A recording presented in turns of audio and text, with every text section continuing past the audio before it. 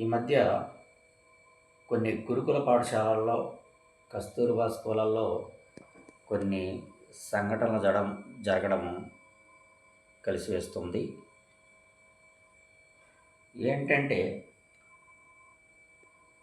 అక్కడున్నటువంటి కేర్‌టేకర్స్ కానియండి, రూమ్‌కి సంబంధించి ఒక్కొక్క క్లాస్‌కి సంబంధించినటువంటి క్లాస్ టీచర్స్ కానియండి, టోటల్‌గా ప్రిన్సిపల్ మేడం గారు కానియండి, అందరూ కూడా బాధ్యతాయుతంగా పనిచేస్తా అన్నప్పుడు పిల్లలకు సేఫ్టీ దొరుకుతుంది. తల్లిదండ్రులు పాపం మన మీద ఆశలు పెట్టుకొని పలానా స్కూల్లో చేరిస్తే నా బిడ్డ సేఫ్టీగా ఉంటుంది అని భావించుకొని మన దగ్గర వాళ్ళ జీవితాలను మన చేతుల్లో పెట్టిపోతున్నారు. అలాంటి వాళ్ళను మనం కాపాడడము మన బాధ్యత, మన టీచర్లందరి బాధ్యత అది. ఇక్కడ ఏంటంటే ఏ బిడ్డను ఎలా పోతే నాకేంటిలే అనే భావన ఉండకూడదు టీచర్లకు. మన బిడ్డ చెడిపోతా అంటే ఎంత బాధపడతామో అవతల బిడ్డ కూడా చెడిపోతా అంటే అంతే బాధపడాలి. మన బిడ్డకి చదువు రాకపోతే ఎంత బాధపడతామో మన స్టూడెంట్కి కూడా చదువు రాకపోతే అంతే బాధ కలగాలి. మన స్టూడెంట్ ఒకటి తప్పు చేస్తూ ఉంటే అతని మీద మనం కేర్ తీసుకోకపోతే వాడు చెడిపోయేదానికి ఆస్కారం ఉన్నాడు. చూస్తూ కూడా ఏముందలేండి ఆడుకుంటా ఉంటారని చెప్పేసి మన పాటికి మనం పోతే నాకేం జీతం వస్తుంది కదా నెలకు అనుకుంటా పోతే అది డెడికేటెడ్గా డ్యూటీ చేసినట్టు కాదు. పిల్లల ప్రాణాలను మన చేతిలో పెట్టిపోయినట్టు తల్లిదండ్రులు వాళ్ళ గుండెల మీద చేసుకొని హాయిగా ఇళ్లలో నిద్రపోతున్నారు అంటే ఒక వర్షాకాలం కానివ్వండి, చలికాలం కానివ్వండి, ఎండాకాలం కానివ్వండి, అక్కడ రక్షణ దొరుకుతుంది, నా బిడ్డలు హాయిగా అక్కడ నిద్రపోతూ ఉంటారు అని తలుచుకుంటూ ఇంట్లో తల్లిదండ్రులు నిద్రపోతూ ఉంటారు. మరి వాళ్ళకి ఆ విధమైనటువంటి ఆహ్లాదకరమైనటువంటి వాతావరణాన్ని, క్షేమకరమైనటువంటి సేఫ్టీని, తర్వాత హెల్దీని, ఆరోగ్యాన్ని, జ్ఞానాన్ని, ఇవన్నీ కూడా మనము బిడ్డలకు పాఠశాలలో అందించాల్సినటువంటి ఆవశ్యకత ఎంతైనా ఉంది.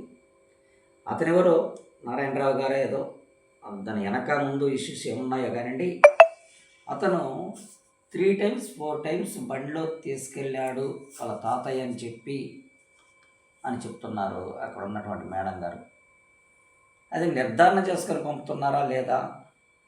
ఒకసారి ఒక అన్నోన్ పర్సను స్కూల్ దగ్గరికి వచ్చినప్పుడు బిడ్డ కావాలి అని అడుగుతానే వెంటనే పంపకూడదు కదా, కన్ఫర్మ్ చేసుకోవాలి. తల్లిదండ్రులకు ఫోన్ చేసి అమ్మ వాళ్ళ తాతయ్య ఇచ్చాడు పంపమంటారా అని అడిగి ఆ ఫోన్లో మాట్లాడించి కానీ పంపితే సేఫ్టీగా ఉంటుంది.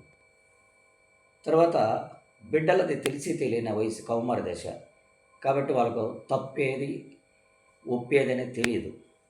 అది చెప్పాల్సిన బాధ్యత కూడా మనది. ఎందుకంటే తల్లిదండ్రుల కన్నా బిడ్డల్లో మన టీచర్ దగ్గర ఎక్కువ కాలం గడుపుతున్నారు ఒక రోజులో. కాబట్టి ఆ మేడమ్స్ కానివ్వండి, సార్లు కానివ్వండి, అవసరం వచ్చినప్పుడు సందర్భానుసహితంగా వాళ్ళల్లో మోటివేషన్ వర్డ్స్ కానీ, లేదా లెసన్లో ఏదన్నా వచ్చినప్పుడు దానికి సంబంధించిన ఇష్యూ వచ్చినప్పుడు వాళ్ళ రక్షణ గురించి కానీ లేదా ఆరోగ్యాన్ని గురించి కానీ వివరించాలి. చదువుతో పాటు కేవలం చదువే చెప్పి బట్టి కొట్టించి మార్కులకే ప్రాధాన్యత కాకుండా వాళ్ళ మోరల్ వాల్యూస్ కూడా ఖచ్చితంగా ఇంప్రూవ్ చేయాలి. ఇవన్నీ కూడా చాలా గవర్నమెంట్ పాఠశాలలో, కొన్ని ప్రైవేట్ పాఠశాలలో కూడా చాలా చక్కగా చెప్తున్నారు.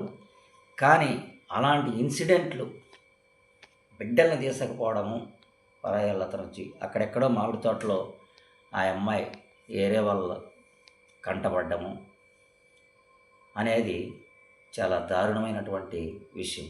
దాని వెనక మళ్ళా ఇంకొక కుటుంబం కోల్పోవడం, ఆ నారాయణరావు గారి కుటుంబం కోల్పోవడం. మరి అతను మంచి చేసినాడా చెడు, మొత్తం మీద మంచి చేసినాడంటే ఎవరు నమ్మరు అతన్ని.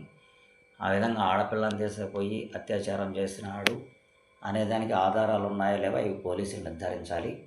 ఈ ఓపెన్గా నేను చెప్పకూడదు. ఎలాగైతే ఏమి ఆ సంఘటన ఆధారంగా మనం ఒక టీచర్లుగా, ప్రిన్సిపల్గా తెలుసుకోవాల్సింది ఏంటంటే బిడ్డలను బయటికి పంపే విషయంలో చాలా జాగ్రత్తలు తీసుకోవాలి. ఒకసారి బిడ్డ 8 గంటలకు లేదా 9 గంటలకు మన పాఠశాలలోకి ఎంటర్ అయినాడంటే, మన క్యాంపస్లోకి ఎంటర్ అయినాడంటే తరువాత సాయంత్రం బడి వదిలినంత వరకు పూర్తి రక్షణ కలిగించాల్సిన బాధ్యత మనది అనేది మనం గుర్తుపెట్టుకోవాలి. నమస్కారం.